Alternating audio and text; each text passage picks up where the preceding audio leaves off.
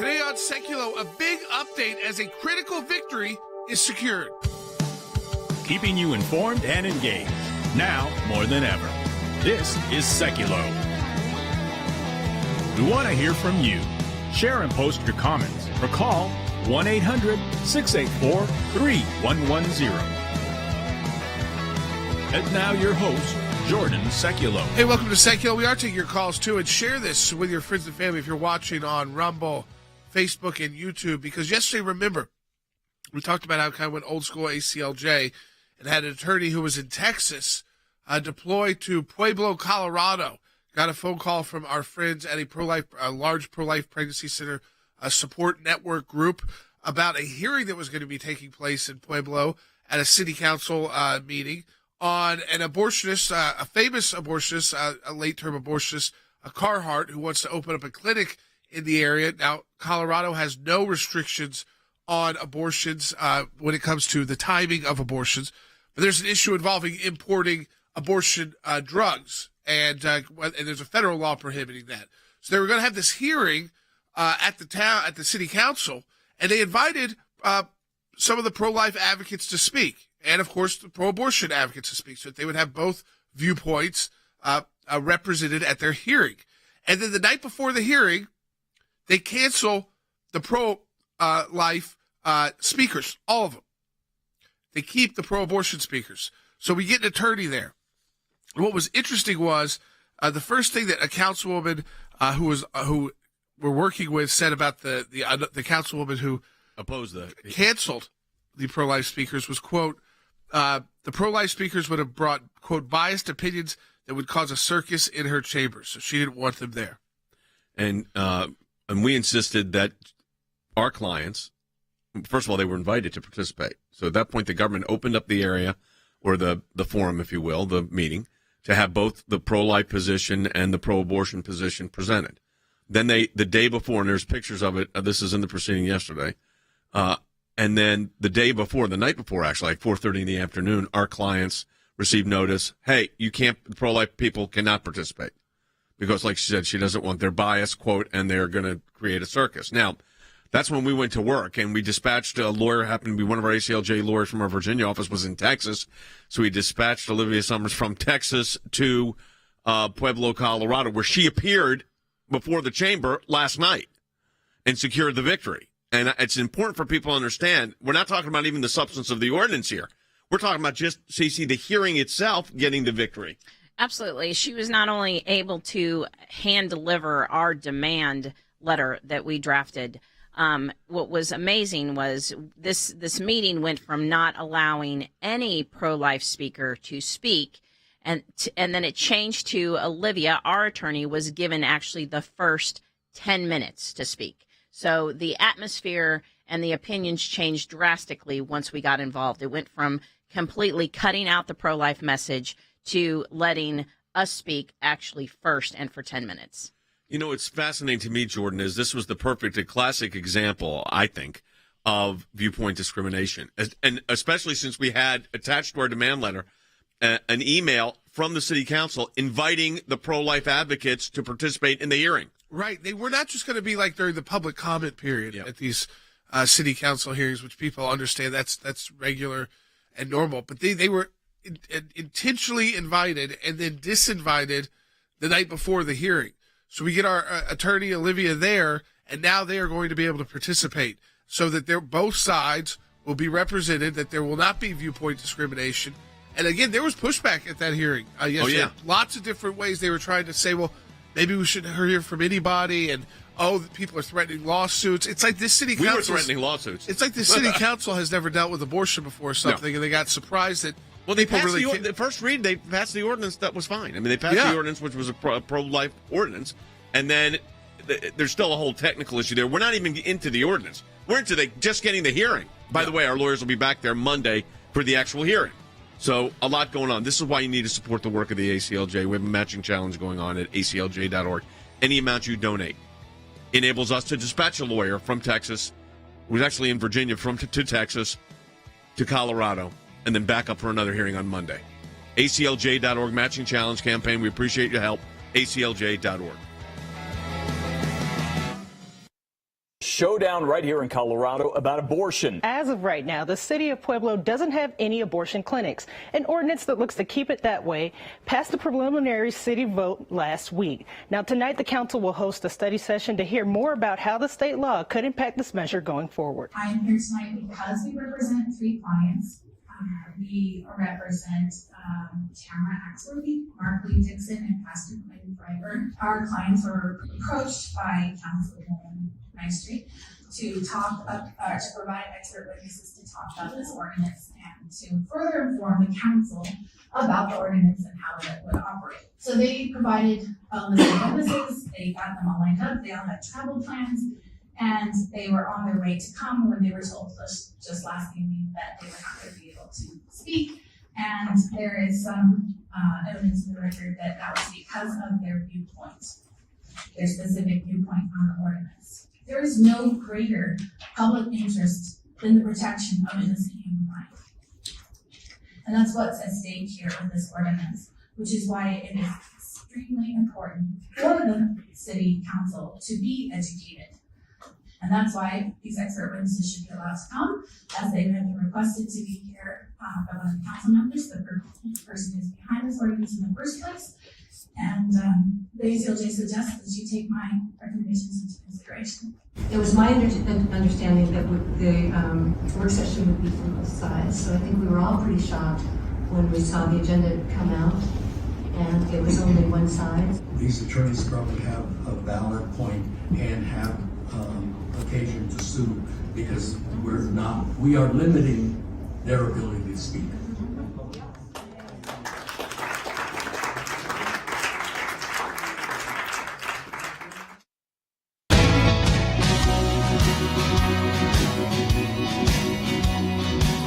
So welcome back to Sekulow. If you were watching the broadcast, you saw from some cell phone imagery, because classic move last night. What happens when our attorney is there in these city council meetings? We're usually broadcast, not great quality, but they're usually broadcast online so people can see them. In a lot of cities and states, they have laws requiring that, so that like sunshine laws, so that you can see what your local government is up to and what they're doing. As soon as she was about to speak, their feed went down. They said it was for technical difficulties. And again, now we had someone there who had a cell phone. We were able to capture the imagery. Ultimately, we got done what we wanted to get done, and we got that victory secured, which is that those speakers who were disinvited won't just have to show up and be part of the regular commentary period, but will actually get to be like witnesses who will get a certain amount of time to speak. The other side will get a certain amount of time to speak. And because someone on that committee wanted not to hear from the pro-life community, they didn't like it. They didn't like it in the phone calls. No, they said the pro-life community was biased. Yeah. And that it would create a circus. The circus atmosphere, by the way, could have been created by them inviting the pro-life advocates to be witnesses and then disinviting them the night before. That might have created a circus environment. But you know what? We held them accountable. And we're not one of the people that supported us and ruled in our favor for witnesses. We're not even sure where that particular councilman was on the actual substance of the ordinance. But regardless of that, he saw the denial of due process, the denial of equal access, and the engagement by the city council, CC, of what we would call classic viewpoint discrimination. Let me explain what that means. So when you have viewpoint discrimination, is the topic is allowed, the issue of abortion regulation, but we're only going to hear from one side of the debate, the pro-abortion side. We're going to silence the pro-life side. That's called viewpoint discrimination. I've argued 3 of those cases at the Supreme Court. I've not had a justice in those 3 cases. Not one justice has ever ruled against us. We're 27-0 in that sense. We've won all 3 of those 9-0. No one has ever ruled against us on that issue. But that's what the city was about to engage in.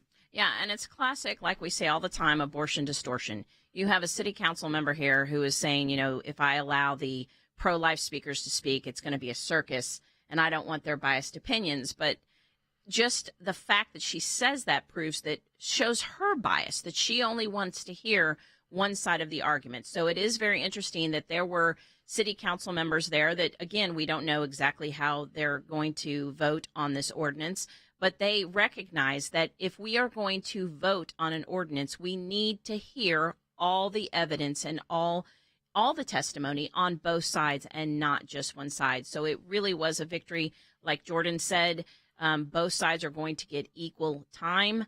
And not just be limited to the public comment period, which will happen if they take a vote on Monday. That has not been decided yet either, but there is going to be testimony, equal time testimony allowed on Monday, and we'll see if they'll vote on Monday. Ben Sisney just sent me a text, was one of the lawyers that was our senior lawyers working on this, who said we cited in the demand letter the Lamb's Chapel case. That was one of the cases on viewpoint discrimination that we argue that we won 9-0. That was involving a church that was denied access to school facilities when every other conceivable group that you can imagine was invited to use these facilities, but they didn't want it because you appeared to be, quote, church-related, and that was a violation of New York law until we went to the Supreme Court of the United States and won.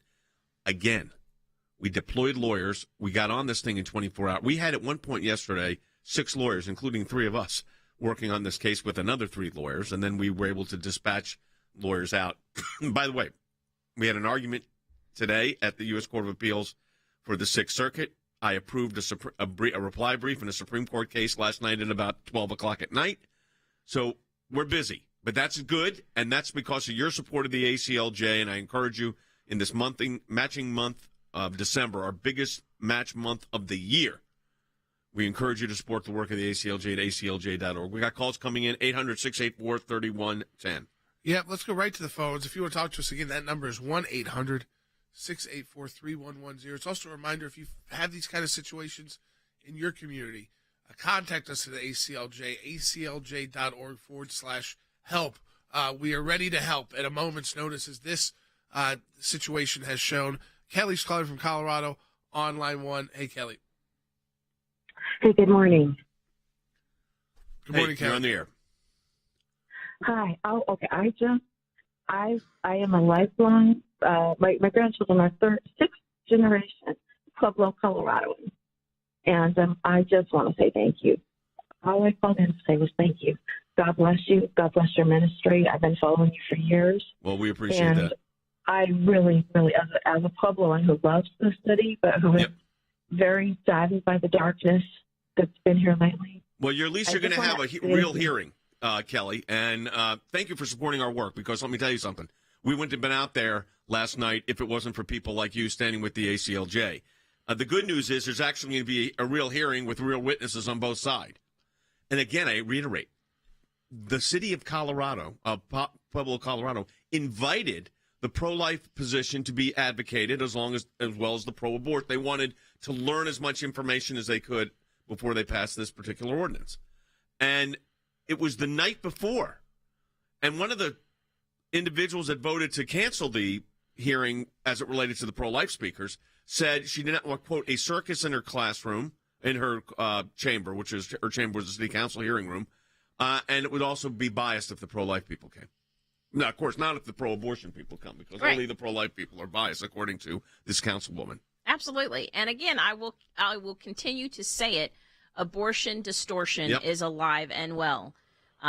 Just because Roe v. Wade is not the law of the land and the Supreme Court got it right that abortion is not protected under our Constitution, the fight for life does not end there. It goes to the states. It goes to the city councils. It sure does. And that's where we're fighting. We're not just fighting in all 50 states. We're fighting even within those 50 states at the city council level. So, like you said, our plate is full, and the fight for life did not end with the Dobbs case. It continues, and we will continue to be right in the middle of that battle. Cece said something very important just now. We keep saying it's going to return to the states, but actually could return to the counties, as you mentioned.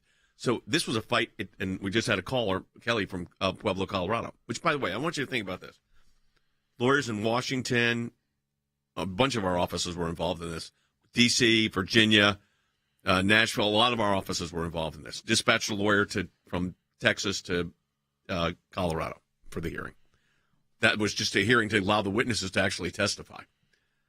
And we're able to broadcast that information to you on this broadcast the very next day. We talked to you about yesterday when we had the hearing. We give you the results today. And then we get a caller who's listening to the broadcast from Pueblo, Colorado, which happens to be the city that we're dealing with.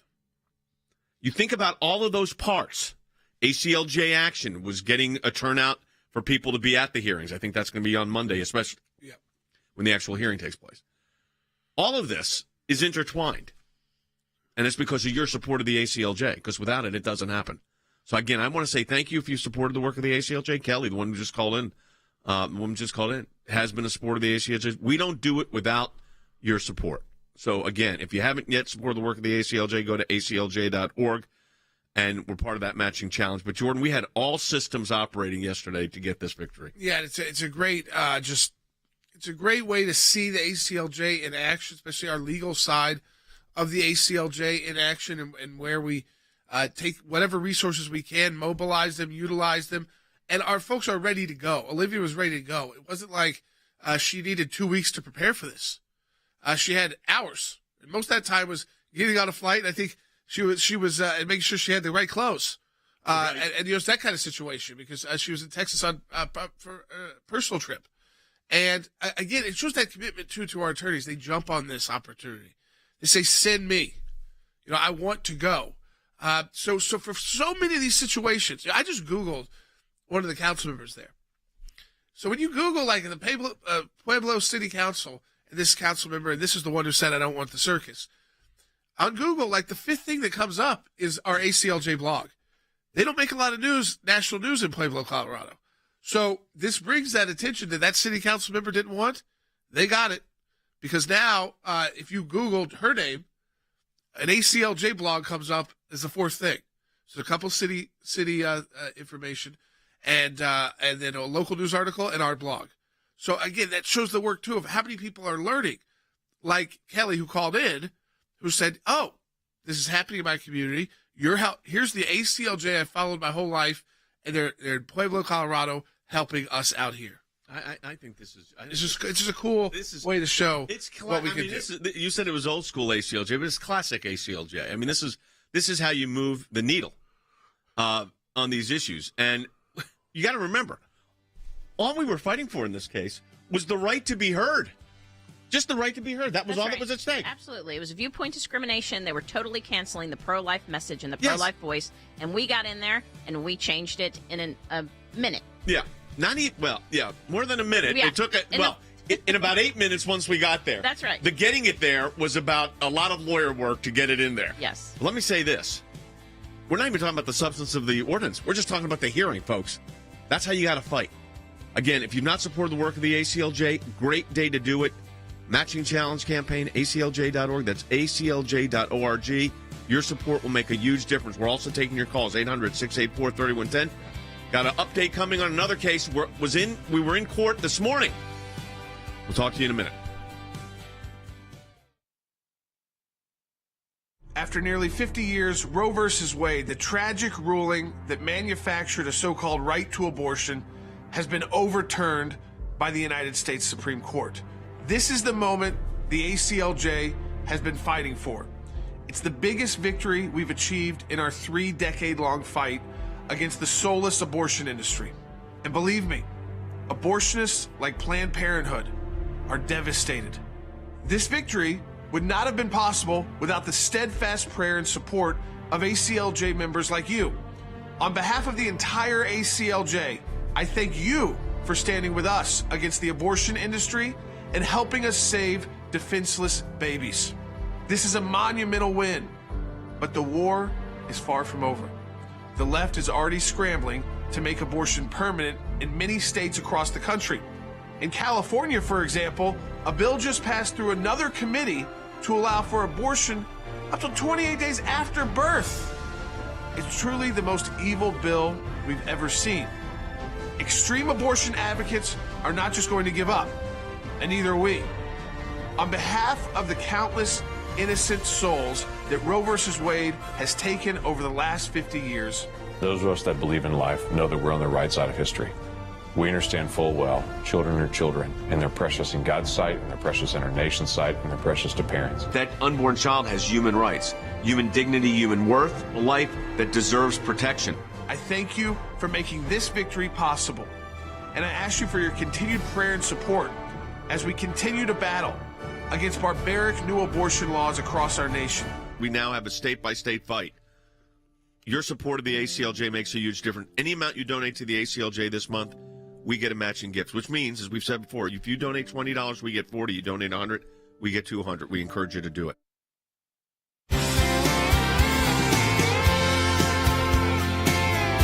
Another call coming in, and we're going to go to another pro-life case. Frank Main is on the line. I want to go to Roberta in Pueblo, Colorado as well, on line one. Hey, Roberta. Hi, thank you. We do not want an abortion clinic in Pueblo, Colorado. I am a longtime supporter of the ACLJ and many year supporter of life for all. Right. Thank you so much. God bless you all. Roberta, I want to say a thank you to you because here's the truth. None of that happened last night, without your support. And your support allowed us to do this. And we're not taking anything for granted, though, in Pueblo, because you're not going to just have an abortion clinic, which would be bad enough. Let me tell you what you're going to have.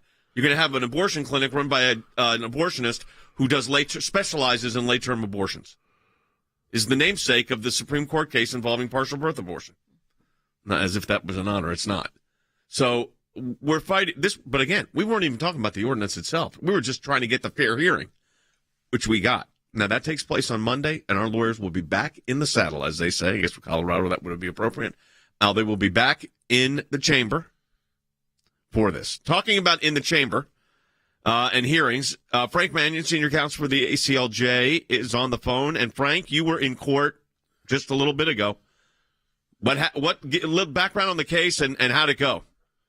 Sure. This is another buffer zone case, Jay. This is our Sixth Circuit buffer zone case out of Louisville, Kentucky, where the city of Louisville 2 years ago enacted a buffer zone ordinance in which, in the ordinance itself, they say we're basing this on the case of Hill versus Colorado. They never mentioned the McCullen case, which came 14 years after Hill, in which the Supreme Court never mentioned Hill. And so they enacted a buffer zone ordinance. Frank, they didn't mention the footnote in Dobbs saying it's distorted our abortion jurisprudence, see Hill versus Colorado. No, as you and I have talked about, Jay, Hill is basically a dead letter just waiting to be kind of have the stake driven through its heart by the Supreme Court once it gets the case directly on point. And this case may be that one, although I feel very optimistic after today's hearing. We had an excellent panel of 3 judges. Very refreshing from my standpoint, and you'll appreciate this. They had actually read the briefs, and they had actually read the McCullen case, because I've argued a number of these buffer zone cases where you left scratching your head thinking, have they read the McCullen case? Well, these judges did, and they certainly understood it. Obviously, I'm not going to go out on a limb and predict an outcome here, but I feel pretty optimistic after this morning's hearing. It's interesting because, CC, that our petitioners here, the appellants, we're engaged in what's called sidewalk counseling. I think it's worth describing what that process is. And very much so, these petitioners and our clients in particular, they had done this for decades. And, this is just literally talking to people that are coming into the clinic, giving them information, praying with them if they want to, giving them advice. And once again, it's an opportunity for the people that are going in, making the biggest decision of their lives. If they're going to kill a baby, they actually get to hear both sides of the story, just like what we were fighting for in Pueblo, that both sides get to be heard. And so if a woman is walking into a clinic, these sidewalk counselors, and most of them, they are sacrificing their time. It's because they love these people and they want to give them the truth. And so it's sincere, just counseling, giving them education, praying for them if they want to, letting them hear the other side of the story. Frank, the focus of the district court ruled against us, right? So that court basically ruled against us. What was your biggest takeaway, besides the fact that they actually read the briefs and were prepared? Legally, where did the court seem to focus?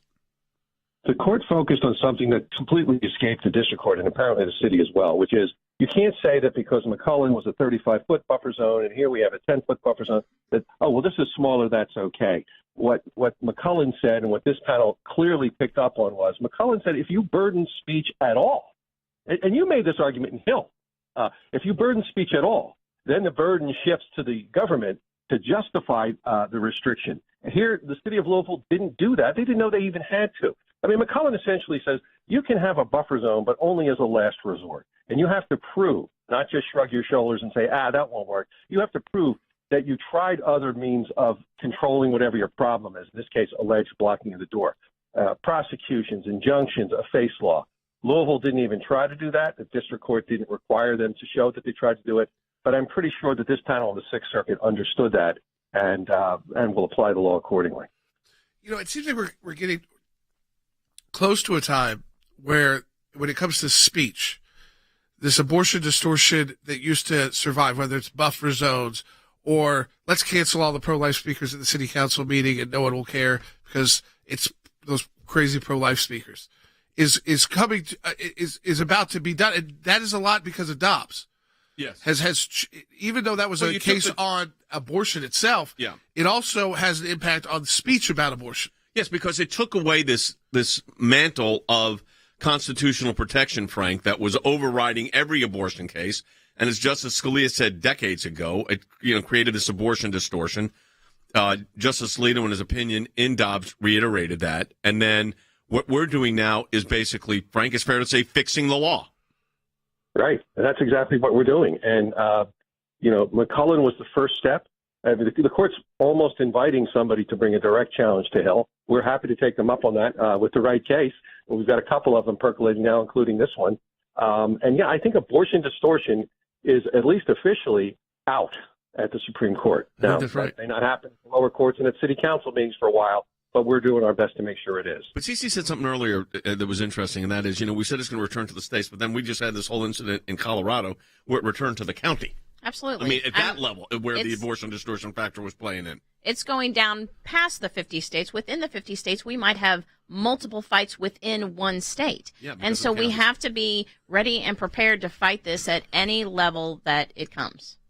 I think the good news is, and Frank, thanks for being with us, and thanks for that update. Sounds like a good decision on the way from the U.S. Court of Appeals from the Sixth Circuit, which, by the way, folks, is the second Sixth Circuit argument that our team had in the last 4 days. Now, last night and this morning, we were reviewing a reply brief to a Supreme Court case involving religious freedom. That brief's going to be filed either Friday or at the latest Monday. So we were all working on that last night. I have to say a thank you to Olivia Summers for doing a great job in Colorado. Thank you to Frank Mannion for doing a great job at the Sixth Circuit. And a thank you to Walter Weber. These are all our senior lawyers of the ACLJ for the work that he's done on this reply brief. And I will say Abby Sutherland brought the case initially. So, again, thanking her for the work on this. Far from done, but I tell you, I read that reply brief, and I was very, very impressed with the work product coming out of the American Center for Law and Justice. And certainly, as I said, yesterday we had Christy Campagno and we had Ben Sisney. Who else was on that case? Of course, Olivia, and then the three of us. So, folks, and our production teams and everybody else getting all this together. I say all of this because without you, none of this happens. Yeah, support the work of the ACLJ. We have our matching challenge right now where you can double the impact of your donation. It's very simple. It's not like those crazy texts you get there. Which, by the way, it's a little break from those political texts. It's kind of nice. But it's not like those texts where you get like the 800 times match. You're like, what is this? How am I doing this math? No, we're very clear about it. So what we do is we have a group of donors that will match the donations that come through in the month of December. That means they'll match your donation right now. So if you donate $25 at aclj.org, they will match that $25. Their donor will match that. So it's effectively, that opens up $50 to the ACLJ. They don't take that action to match unless you take that first step in making the donation. That's at aclj.org. Donate today. If you want to talk to us on air, 1-800-684-3110. Back with our second half hour segment.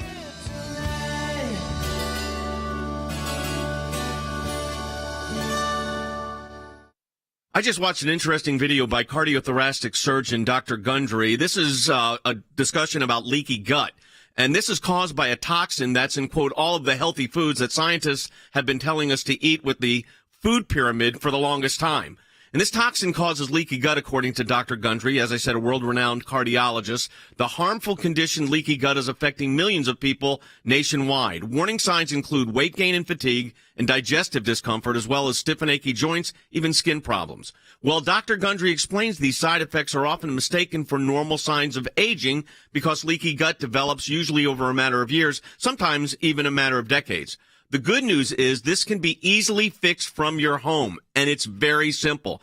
You just have to know which foods are actually healthy and which contain this hidden toxin. So you can find this yourself at gutcleanseprotocol.com/J. That's gutcleanseprotocol.com/J. Keeping you informed and engaged. now more than ever. This is Sekulow. And now your host, Jordan Sekulow. Let me read this comment that came in from Rumble. We're monitoring that as well. Just like we take your phone calls at 1-800-684-3110. The comment came in. It says, I'll put my glasses on. I live in Pueblo. I was hopeful when I heard your lawyer was coming to help. Thank you so much for turning the situation around and enabling Pueblo citizens to at least have our voices heard. That's what it's all about, the ACLJ. This is this freedom of speech, but it's that abortion distortion that you're fighting through here to even have your speech heard because it happens to do with abortion itself. So you're initially just fighting for your voice so that those witnesses, not us, so that the witnesses who were invited get to have an opportunity to have their set time to testify. All we were fighting over, and I want to be clear on this, not that it was, and it's very significant, was the silencing of the pro-life advocates because the city councilman, woman in this particular case, and others, thought, you know what, we don't want their bias, we don't want their circus. That's what they said. I'm using their words. And that's when the ACLJ got involved. And then she goes, well, I've been threatened with a lawsuit. You're darn right you were threatened with a lawsuit. Okay, yeah, you were threatened with a lawsuit. Because if you would engage in viewpoint discrimination, it's called unconstitutional. And that's what we were fighting. Yeah, and it's always amazing to me how bold they are. I mean, the fact that this city councilwoman boldly stated that she did not want the pro-life message there. She did not want their biased opinions. She did not want the committee to turn into a circus. She didn't want that meeting to turn into a circus. They're not even hiding their viewpoint discrimination. They're boldly proclaiming it that, yes, in fact, we are absolutely denying the pro-life voice to be heard at our committee hearing. And so we were able to jump in and let them know that violates the Constitution, and we're not going to stand for that. And we were able to show up and change the situation. Let's be clear. They wanted, okay, to silence the pro-life advocates and let the pro-abortion advocates speak. We didn't let them get away with it, by the way. All right? So because of the work of the ACLJ, that didn't happen. But the goal of the group that was opposed to this was to silence the pro-life advocates. Here's the irony. The first reading of the ordinance passed that the pro-life advocates are in favor of. So like I said, we're not even at the merits of the ordinance. We're just talking about trying to get a hearing where there's actually due process. And these people also, we pointed this out in our letter, and it's all available up at aclj.org, by the way. We posted the letter, the attachments, everything's up there. What's interesting, of course, the cable carriage of the hearing went down as soon as, our people were ready to start. Our lawyers were ready to go. And then, to make it more interesting, all we were fighting over was the ability for our witnesses who were invited to testify after they were canceled. And that will now take place on Monday. But rest assured, ACLJ lawyers will be back out there. We're going to take your calls when we get to the next segment, but I do want to read this comment on Facebook. Terry wrote it. She said, the Minneapolis City Council did not allow pro-life representatives to be present and present their case regarding a buffer zone. They voted a law in Minneapolis. Was this viewpoint discrimination? I don't know the particulars of that case. Did they actually invite witnesses? If there was a hearing and they had witnesses and they invited a group of witnesses, then disinvite them, which makes our case even better. Well, they only invited one viewpoint. Yeah, which still would be viewpoint discrimination, possibly, depending on the nature of the hearing. All of these cities, one thing we learned, every county, every city, municipality, they all have different rules. That's right. And there are sometimes, if it's an executive meeting where they're not doing any kind of vote, they're not making any kind of decision, they are allowed to pick who they want to present. Yeah. So you have to know what the city rules, but that definitely, just given those facts, not knowing more, possibly. Was there a comment period and they That's the other thing, folks. When you have these open comment periods, which they usually have before these council meetings, we participate in those. We've been doing that for 40 years. Yeah. You get amazing what you can create in 7 minutes. Yeah, someone else wrote it too. What is a buffer zone? A buffer zone is a stay-away zone. In other words, you can't go near the abortion clinic as if there's a moat around it and filled with alligators, and you can't get in there. Yeah. That's basically what it is. You can't pierce this. And we're talking about public sidewalks, which are, public forums. Yeah. So again, hopefully you don't have to ask that question too much longer because they won't be in existence. We'll be right back on Sekulow taking your phone calls.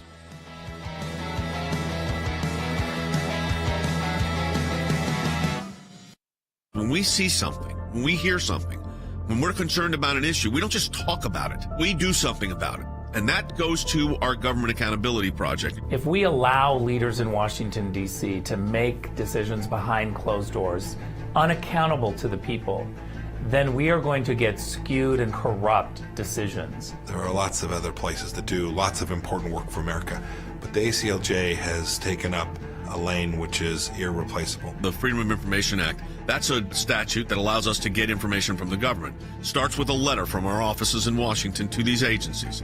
And it says, give us this information on these topics. And generally, they don't.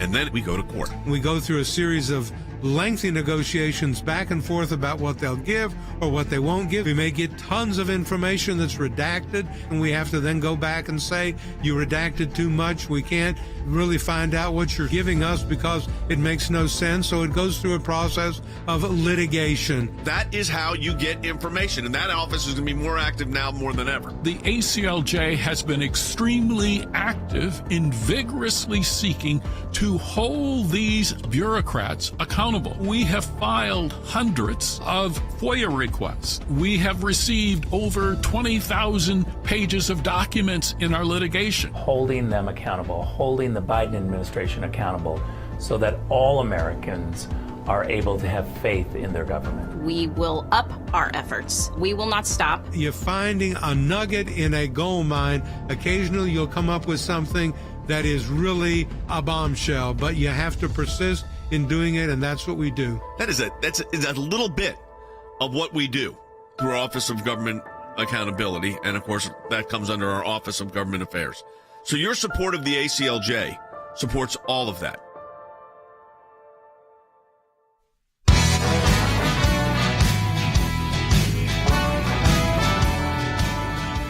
Welcome back to Sekulow. We're continuing to take your phone calls to 1-800-684-3110.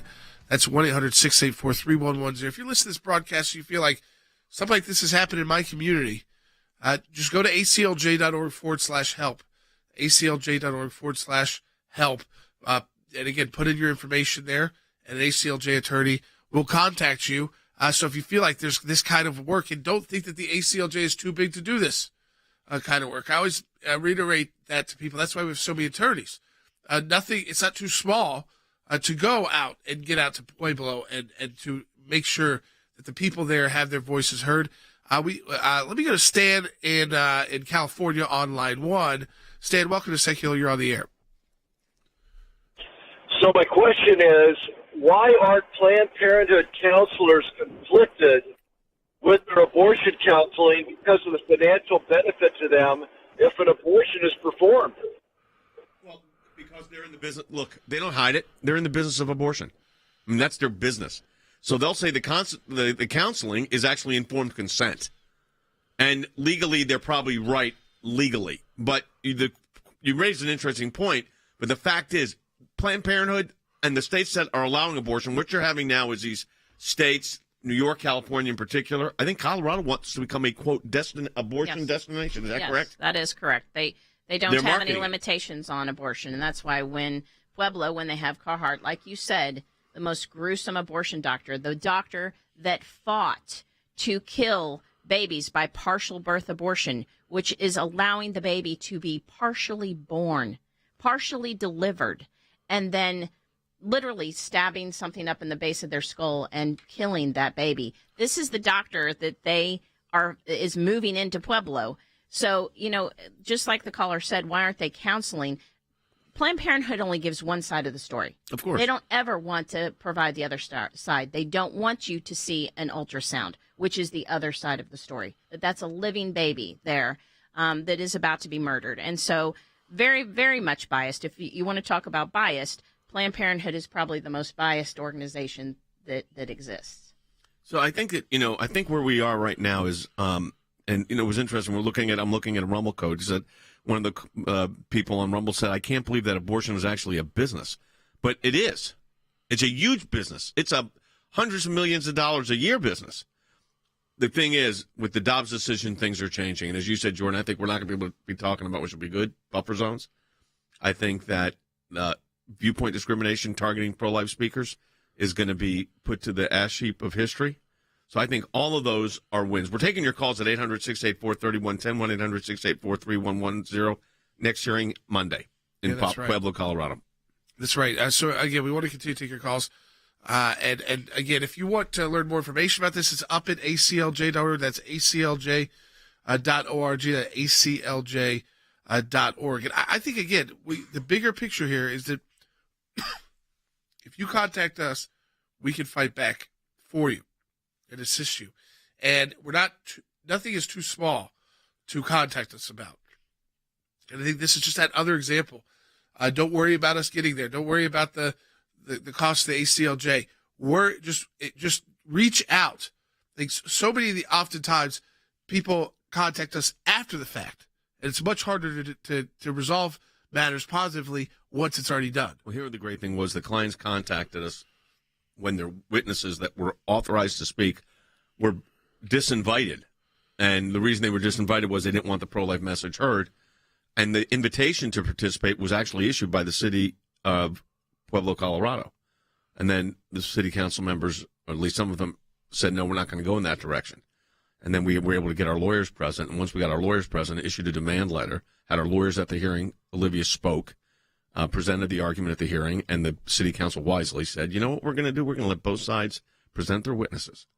And we're not going to engage in viewpoint discrimination. Up on the screen right now is that's the ACLJ, first page of the demand letter on these things. It started with the demand letter, but also required lawyers to participate, and that's what we do at the ACLJ. But again, we were contacted. All this happened within a 24-hour period. It did. It was about 5 o'clock on 2 nights ago, and we were able to get an attorney there to speak at 5 o'clock the next night. And like we say a lot of times, we win these cases a lot of times just by ministry of presence. The fact that we are there, the fact that Pueblo doesn't get, and the city council member doesn't just get to make these comments, and those comments are never heard. The fact that the ACLJ, a international law firm, that we show up and we're there, it totally changes the whole dynamic of the meeting. I call it, I started this years ago, I call it the ministry of presence. Sometimes you just have to be there. And it's amazing what happens when you show up. I mean, this one city council member said, I've been threatened with lawsuits. Right. You're violating constitutional rights. Guess what happens? You're serving on a city council and you're engaging in viewpoint discrimination. Let me explain to you what happens. You violated the Constitution, so you're subject to a lawsuit. That's exactly right. Fortunately, so far, we haven't had to do it. Lawyers will be back Monday when the actual hearing takes place. Yeah, Victoria on YouTube wrote, we live 60 miles east of Pueblo. Our youth group last night was praying for your lawyers during the meeting, and our students are against abortion, don't want this clinic in our state, in our city. So again, people, I think the response to you're seeing at the local level, it's good for us to know. It's great for our ACLJ attorneys to know as well, to see that the back and forth exchange, that everything is not in Washington, D.C. Everything is not in always the U.S. Supreme Court, that it is your city council meeting, that it is, we talked a lot about school boards, but that is bread and butter. Most of the cases that our legal teams work on, they don't make it all the way to the U.S. Supreme Court. They don't have to go all the way to the U.S. Supreme Court. And sometimes, again, they're not in courts at all.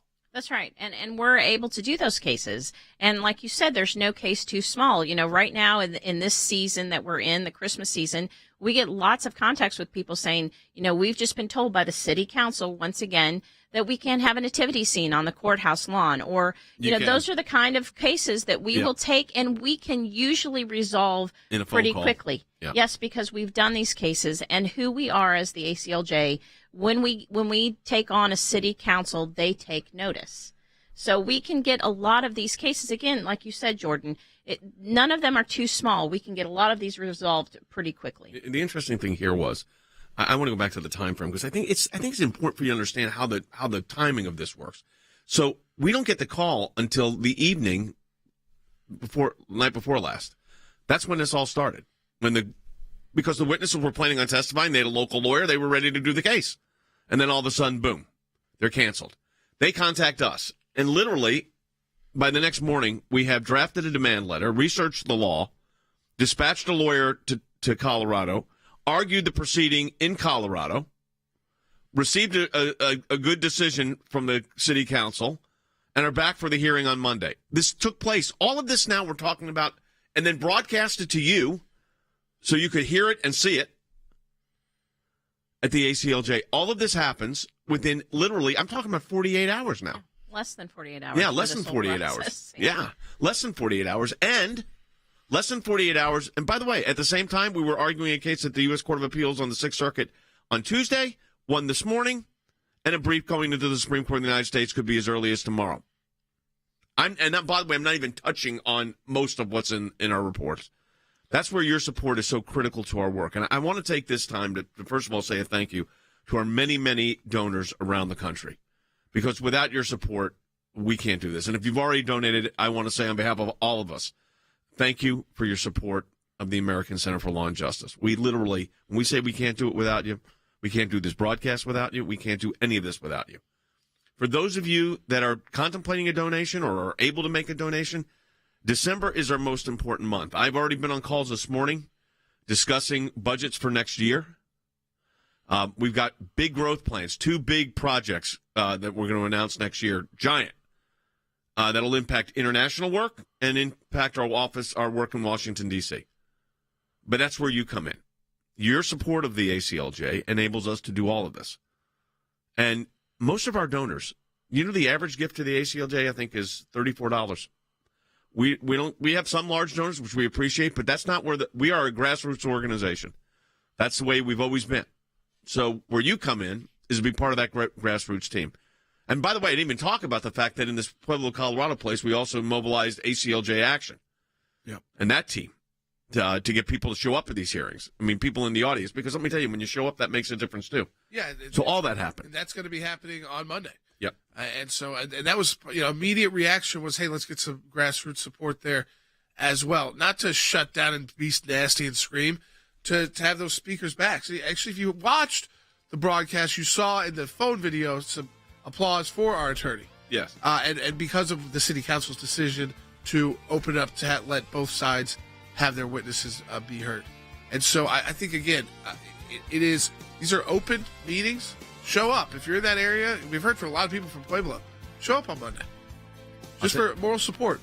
Absolutely. All right, support the work of the ACLJ. We're in that matching challenge. December's the month, folks.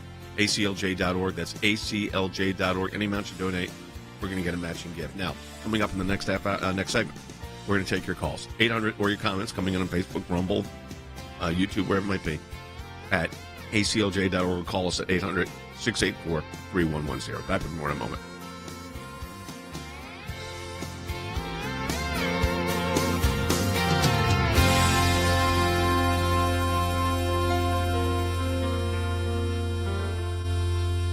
I get to introduce Jay Sekulow. He's the chief counsel of the ACLJ, to just kind of show you the scope of the work of the ACLJ, both fighting for life, of course, front and center for us, religious liberty, freedom of speech, but also into this new world where politics and law, we call it lawfare.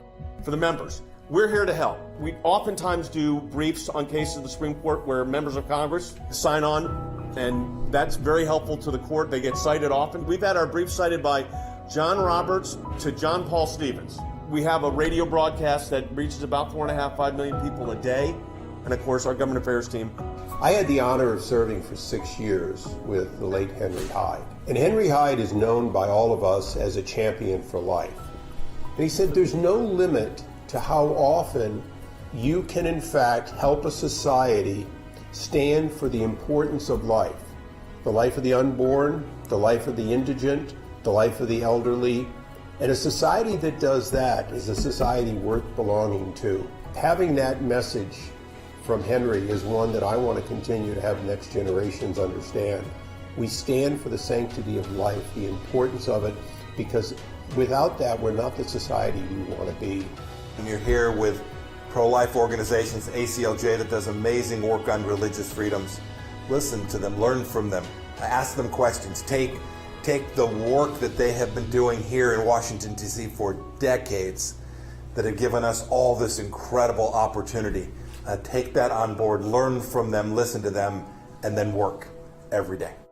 Father, I pray that you give us wisdom on how to be able to serve you, how to be able to speak in a way that represents you and the best of our nation. God, don't drive us to anger, drive us towards righteousness. Help us in these days. In the name of Jesus, I pray. Amen.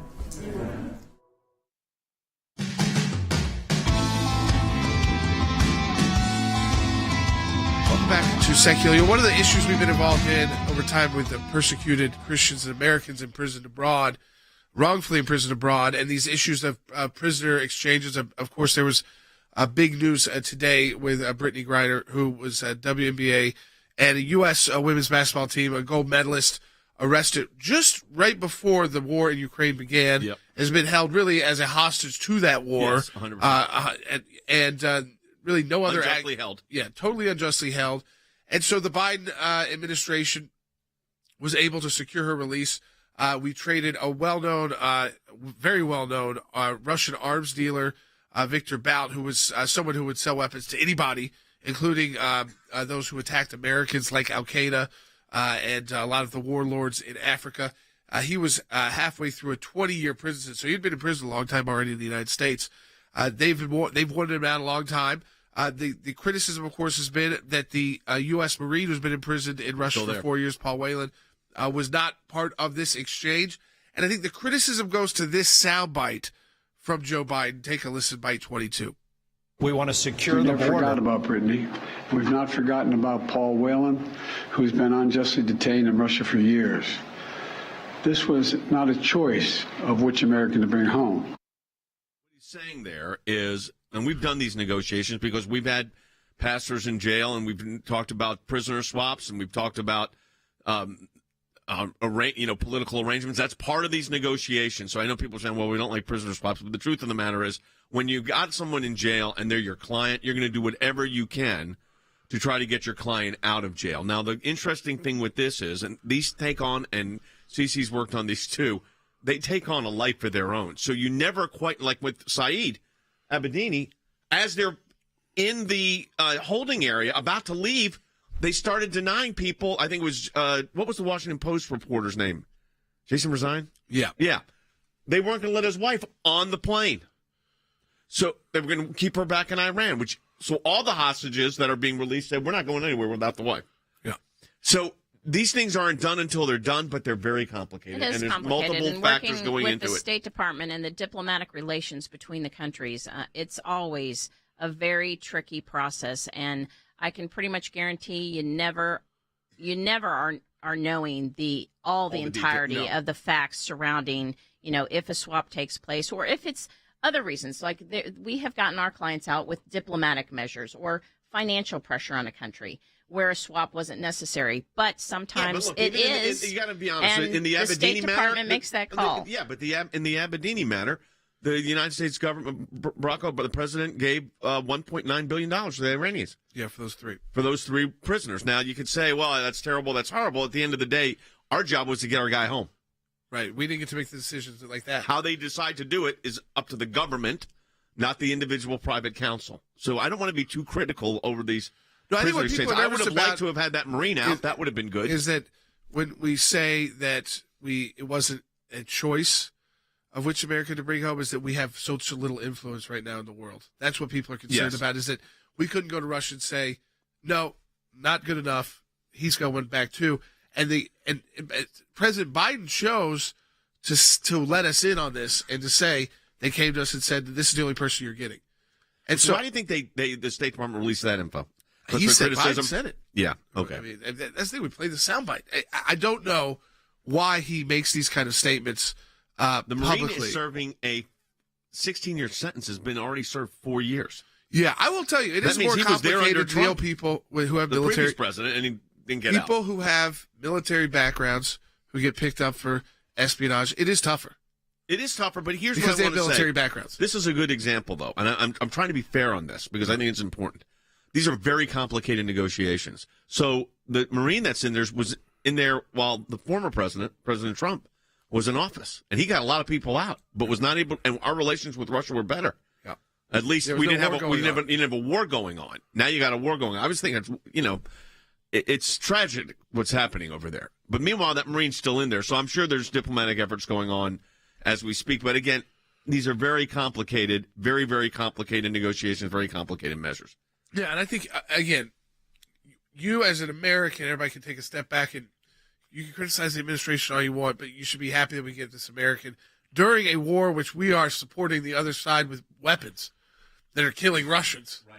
That we were able to secure her release just as she was being sent to a penal colony, too, where her conditions were about to get much worse for her. Yeah, and she's already on the way home. Yeah, the thing is, and they're not home until they're home. That's one thing we learned, right? Yes, absolutely. Because so many things can happen along the way. Watch, absolutely, that the flights can be grounded, they can take off, but then not get out of the airspace. And so, yes, we literally, when we have these situations, we are constantly monitoring, even when the planes leave, that country's airspace, so that we know that we're out of the woods. I remember when Andrew Brunson was released, he said he didn't breathe a sigh of relief until they cleared Iranian airspace.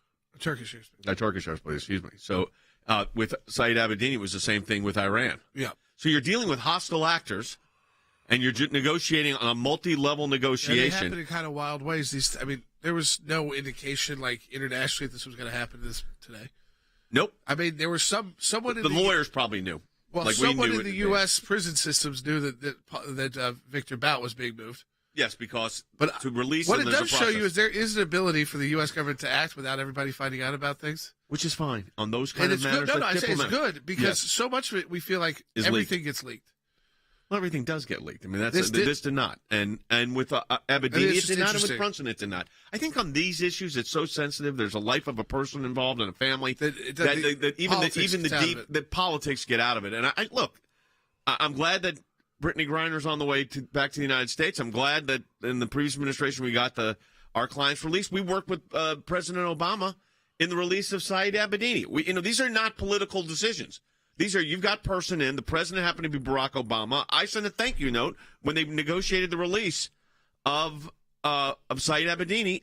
I sent it to the council, one of the council, for President Obama. Why? Because we had worked with President Obama and his administration to secure the person's release. Because you know what our job is? We're advocates. We're lawyers. So who's ever in power, we have to, on an issue like that, you work with them because you got to work with the State Department to get your person out of harm's way. And I think for Brittany Griner, she's out of harm's way. Yeah, she is. It'd be interesting to see if she... But for the Marine, he's still in harm's way, so we need to get him out. Yeah, it'll be very interesting to hear what she has to say during this time with conflict in Russia about her experience when she's back in the U.S. Yeah, I mean, it was treatment, and I'm sure they treated her. She was in a Russian prison. Yeah, how good could it be? Not during a time when Russia is at war. I mean, let me tell you, low on resources already. Yes, and her country is providing the weapons that are killing Russians. Now, you saw the Ukrainians ask for cluster bombs. Yeah, and we haven't had a chance to talk about that. I mean, the administration's been hesitant because we don't even using those. It's banned in some countries. Yeah, but the Russians are using it supposedly on the Ukrainians. So. All of this is very interesting. You know what, folks? You're now seeing the full scope of the work of the ACLJ. Pueblo, Colorado, Iran, Turkey, Supreme Court of the United States, Sixth Circuit Court of Appeals. I think Abby's was sitting in Cincinnati. I assume Frank's was Cincinnati. Yeah. Well, they move around, but was in the Sixth Circuit too. A brief going to the Supreme Court tomorrow. Your support for the ACLJ makes all that happen. I will encourage you to do this. We're in a December matching challenge. You know how big of a month this is for us. Go to aclj.org. Any amount you donate, we get a matching gift for it. You're doing a Sekulow Brothers podcast today? We are. Yeah. Thursday is a podcast day. SekulowBrothers.com. That comes out usually about 3, 4 o'clock. Go to SekulowBrothers.com. You can download all the different ways to listen to it on any of your, wherever you get your podcasts, actually. Yep. And, of course, Rumble and Facebook and YouTube.